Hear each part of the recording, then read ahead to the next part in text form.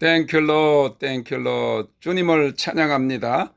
오늘 나누고자 하는 말씀의 제목은 염려하지 말라. 마태복음 6장 25절에서 34절 말씀입니다. 그러므로 내가 너희에게 이르노니 목숨을 위하여 무엇을 먹을까 무엇을 마실까 몸을 위하여 무엇을 입을까 염려하지 말라. 목숨이 음식보다 중하지 아니하며 몸이 의복보다 중하지 아니하냐.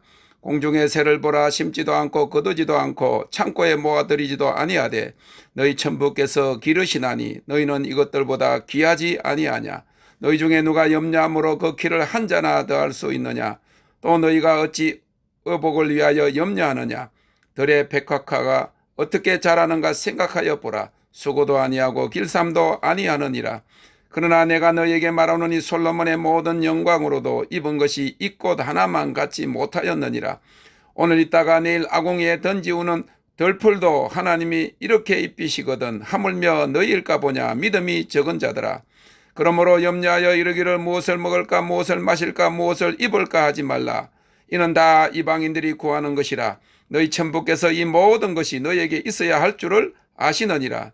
너희는 먼저 그의 나라와 그의 의를 구하라. 그리하면 이 모든 것을 너희에게 더하시리라. 그러므로 내일 일을 위하여 염려하지 말라. 내일 일은 내일 염려할 것이요 한낱 괴로움은 그날에 족하니라. 아멘. 영국 옥스퍼드 의과대학에서 연구한 바에 따르면 어린아이들은 하루에 400번에서 500번 웃는다고 합니다. 그런데 어른들은 하루에 15번 정도보다 못하게 웃을까 한다는 연구 결과가 나왔습니다. 그만큼 나이가 들어서 가면서 염려와 근심이 더 많기 때문입니다. 염려와 근심이 같은 것 같지만 근심은 과거에 해결되지 않은 문제 때문에 걱정하는 것이고 염려는 현재와 앞으로 닥칠 문제에 대한 걱정을 말합니다. 성경에서 이 염려와 근심하지 말라는 말이 365번 정도 나옵니다. 이는 365일 1년 내내 염려하지 말고 하나님을 믿으며 살라는 의미인 것 같습니다. 성경적으로 염려는 불신앙이요 믿음이 없거나 적은 증거입니다. 주님께서 요한복음 14장 1절에 너희는 마음에 근심하지 말라 하나님을 믿으니 또 나를 믿으라 하신 것을 보아서도 근심은 하나님을 믿지 못하는 결과인 것입니다. 본문 30절에도 오늘 있다가 내일 아궁이에 던지우는 덜풀도 하나님이 이렇게 입히시거든 하물며 너희일까 보냐. 믿음이 적은 자들아 라고 염려하는 것을 믿음이 적다고 하였습니다. 물론 살아계신 하나님을 믿고 우리를 구원하신 주님을 믿는 믿음에는 변함이 없지만 우리가 염려하고 근심하고 있는 현재와 미래에 대한 삶의 염려를 주님께 맡기지 못하고 있는 것을 말하고 있는 것입니다. 많은 사람들은 경제적인 문제로 염려합니다. 또 어떤 사람은 직업이나 인간관계, 결혼, 자녀, 건강상의 문제로 염려합니다. 그러나 염려가 어떤 것이든 그것은 우리에게 전혀 도움이 되지 않습니다. 염려는 우리에게 신체적으로나 정서적으로나 또 영적으로 방해거리일 뿐입니다. 우리가 염려를 지나치게 하게 되면 온갖 질병에 걸리게 됩니다. 잠언 17장 22절에 보면 마음의 즐거움은 양약이라도 심령의 근심은 뼈를 마르게 하느니라고 하였습니다. 우리 몸에는 자율신경계가 있는데 염려나 근심을 하게 되면 그 자율신경 중 일부분이 우리의 심장과 위장을 해치고 대장과 소장과 각 신체 기관을 파괴한답니다. 염려와 근심이 우리 속에 있는 교감신경을 자극시켜서 우리 스스로의 기관을 파괴하는 것입니다. 그러므로 우리가 염려, 근심, 불안, 초조, 절망과 낙심을 하면 사람의 몸속에 있는 교감신경을 활성화시켜서 사람의 몸 안의 기관을 파괴합니다. 그러한 이유 때문에 화를 내면 심장이 뛰고 마음이 상하면 먹은 것이 소화가 잘 안 되는 것입니다. 그래서 지나친 염려와 근심은 위궤양, 요통, 두통, 불면증 등 여러 가지 질병을 가져옵니다. 또 정신적으로는 불안과 초조와 숨이 가빠지는 증상도 일으킵니다. 영적으로는 하나님과의 교제를 차단시키고 주님을 위한 사역을 전적으로 하지 못하게 하는 등 큰 방해 요소가 됩니다. 누가복음 7장에 보면 예수님께서 씨 뿌리는 자의 비유를 말씀하시면서 가시떨기에 떨어진 씨앗은 말씀을 들은 자이나 조금 지나서 이 세상의 염려와 재물과 쾌락에 의해 말씀이 숨이 막혀 온전히 열매를 맺지 못하는 자라고 말씀하셨습니다. 이처럼 염려는 그리스도인들로 하여금 열매 맺지 못하는 삶을 살게 만듭니다. 한편 사전에 보면 염려는 마음을 놓지 못함, 걱정하는 마음이라고 풀이하고 있습니다. 구체적으로 염려는 어떤 일을 골똘히 생각하면서 온 신경을 집중시키고 안달하고 속을 썩이는 걱정을 뜻합니다. 염려를 영어로는 worry라고 하는데 이 단어는 독일어 브루겐에서 유래된 것으로서 그 의미는 질식시키다 혹은 목을 조르다 라고 하는 뜻을 지니고 있습니다. 염려라고 하는 것은 정신적인 질식입니다. 윌리엄 잉게라고 하는 사람은 염려란 복잡한 문제에 대해 때가 되기도 전에 지불되는 이자다라고 하였습니다. 돈을 갚기 전까지 마음을 졸이고 또 이자 낼 때가 되면 얼마나 아깝습니까? 그런데 염려는 때가 되기도 전에 주어야 하는 이자라는 이야기인 것입니다. 미리 걱정하고 마음을 졸이는 것입니다. 사랑하는 성도 여러분, 그러므로 염려는 현실적으로는 염려해도 아무 도움이 되지 않는 것을 미리 걱정하는 것입니다.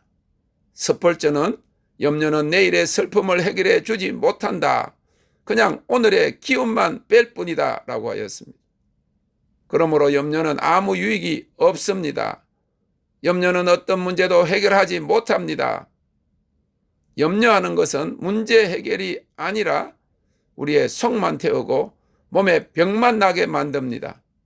마치 자동차를 운전할 때 기아를 넣지 않고 악셀레이터만 밟는 것과도 같습니다.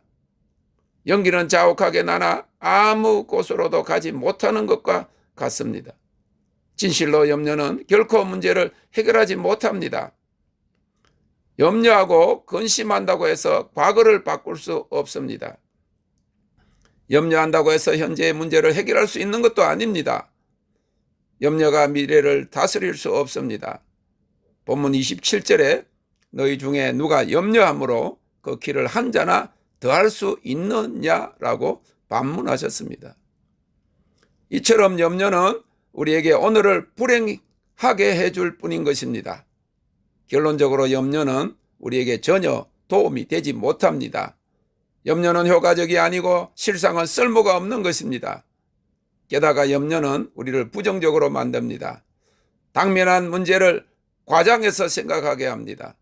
문제를 더욱 더 크게 만듭니다. 염려하는 것에 대하여 생각하면 할수록 문제가 더욱 더 커져서 어렵게 만듭니다. 오늘 주님께서는 하늘나라 시민의 삶의 자세를 말씀하고 있는 산상보훈에서 이 세상의 의식주에 대해 염려하지 말라고 말씀하고 계십니다. 그러면서 30절에 이는 이방인들이 하는 것이요 32절에서 믿음이 적은 자들이 하는 것이라고 하였습니다. 그렇다면 어떻게 우리가 염려하지 않을 수 있겠습니까? 첫째, 우리 삶의 목적을 하나님의 나라에 두고 하나님의 의를 먼저 구해야 합니다.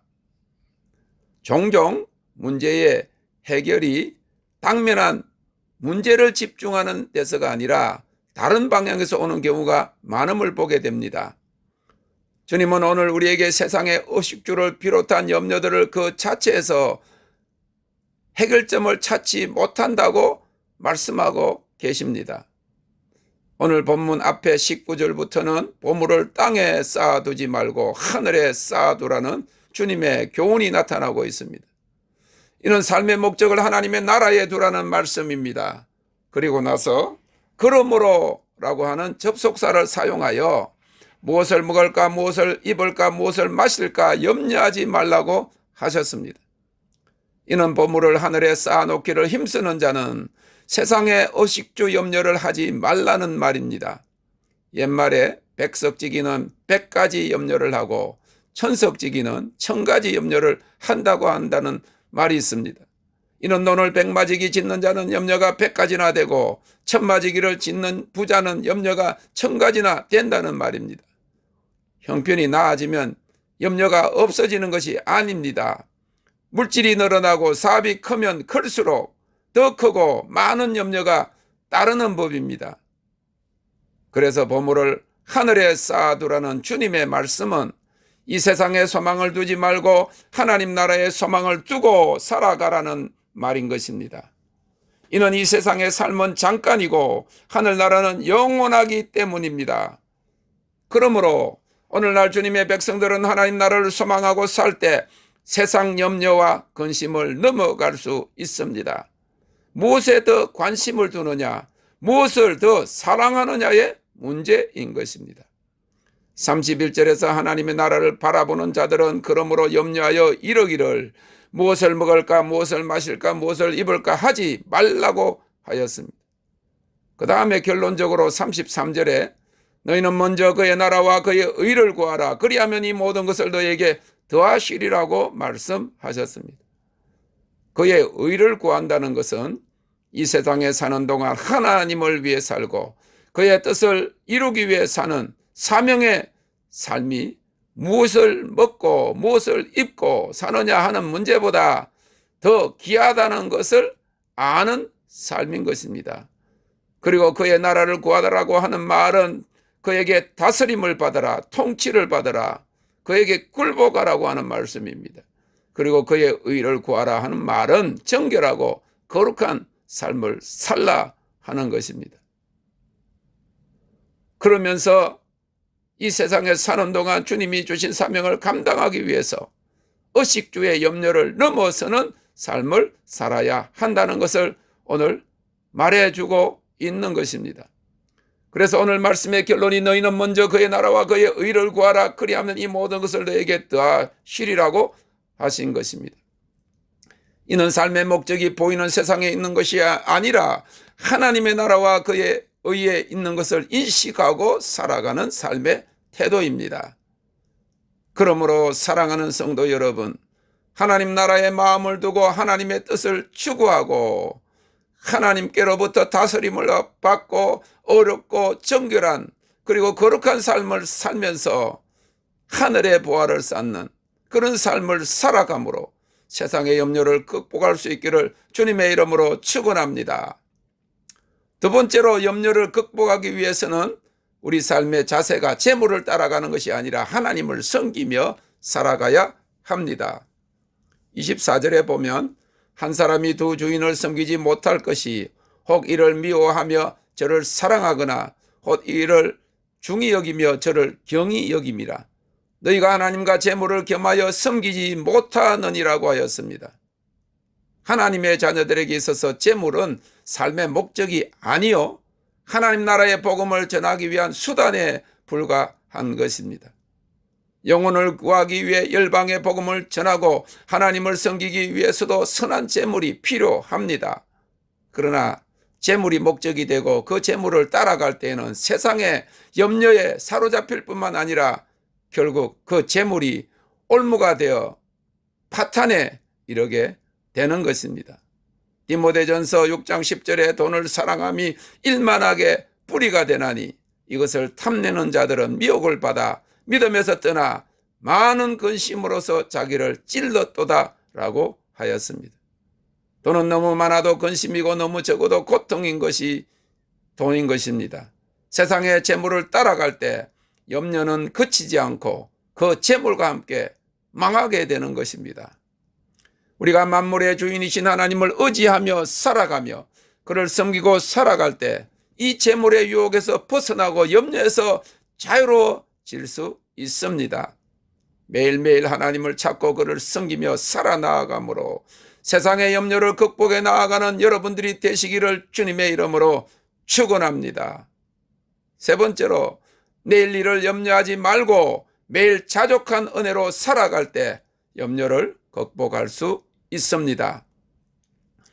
34절에 주님께서 염려에 대한 실제적인 해결책을 말씀해 주셨습니다.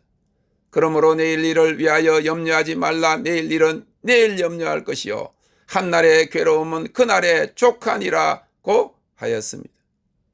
이 말씀은 우리가 해결해야 할 문제나 어려운 문제를 매일 만나기는 하지만은 그것을 미리 염려하지 말라는 말입니다. 염려는 내일의 문제에 도움이 되지 않기 때문입니다. 그러면 우리가 어떤 해결해야 할 문제에 대해서 그냥 모른 채 하라는 말일까요? 아닙니다. 그러나 우리 믿음의 사람들은 염려 대신 기도할 수 있습니다. 빌립보서 4장 6절에 이것에 대해서 말씀해 주고 있습니다. 아무것도 염려하지 말고 오직 기도와 간구로 너희 구할 것을 감사함으로 아뢰라. 믿음이 적은 사람들은 염려할 문제가 있을 때 그 염려에 사로잡혀 염려만 합니다. 그러나 믿음의 사람들은 그 염려를 주께 맡기고 감사하며 기도할 수 있습니다.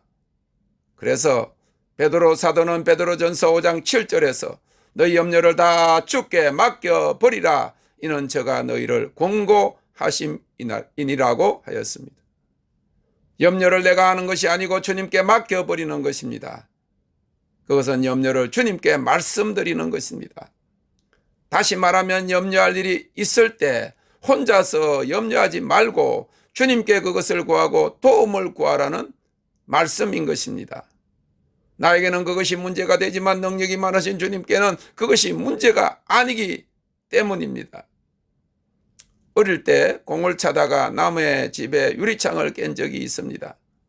주인이 그것을 물어내라는 것입니다. 혼자서 어린 나이에 걱정이 되어 저녁 늦게까지 집에 들어가지 못하고 염려하고 걱정한 기억이 납니다. 나중에 아버지가 알고 물어주었습니다.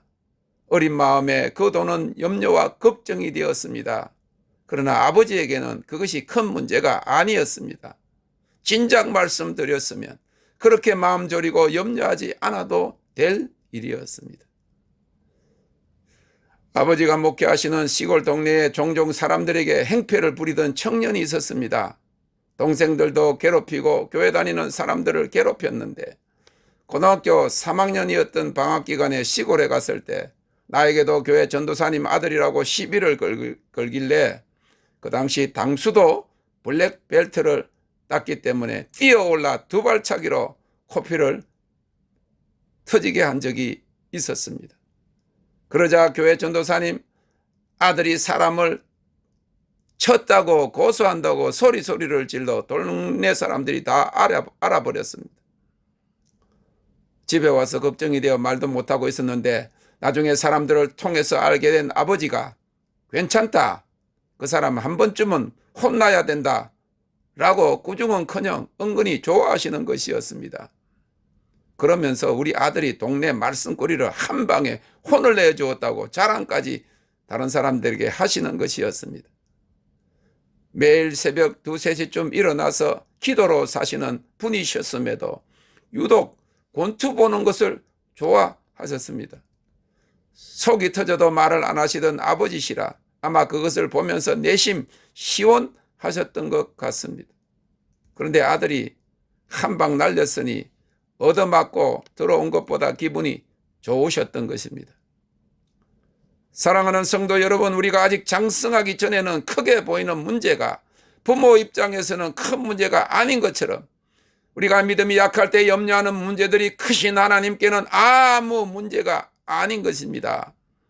그 하나님께서 내게 능치 못할 일이 있겠느냐? 대저 나는 하나님이니라 라고 말씀하고 계십니다.